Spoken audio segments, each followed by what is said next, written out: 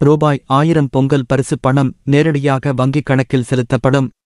முக்கிய அறிவிப்பு தமிழகம் மற்றும் புதுச்சேரியில் தை முதல் நாள் பொங்கல் பண்டிகை கொண்டாடப்படும் நிலையில் புதுச்சேரியில் பொங்கல் பரிசுத் தொகை வழங்குவதற்கான முக்கிய அறிவிப்பு வெளியாகியுள்ளது.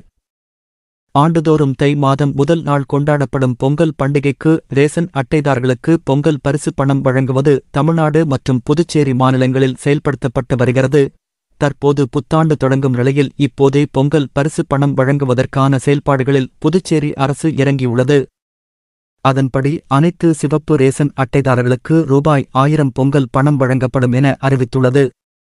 இதனால் 1,30,791 ரேசன் அட்டைதாரர்கள் பயன்பெறுவார்கள் என புதுச்சேரி அரசு தனது செய்திக்குறிப்பில் தெரிவித்துள்ளது.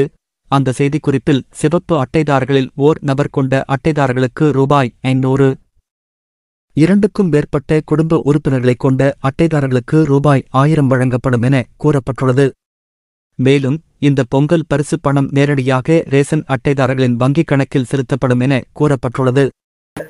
இந்த மாதிரி வரக்கூடிய செய்திகள் அனைத்துமே உடனுக்குடனே தெரிஞ்சுக்கணும் அப்படின்னா டுடே ட்ரெண்டிங் டிவி சேனலை சப்ஸ்கிரைப் பண்ணிக்கோங்க. கூடவே சைடில் இருக்கிற பெல் பட்டனை கிளிக் பண்ணிக்கோங்க. அப்போ நம்ம சேனலில் வரக்கூடிய இந்த மாதிரி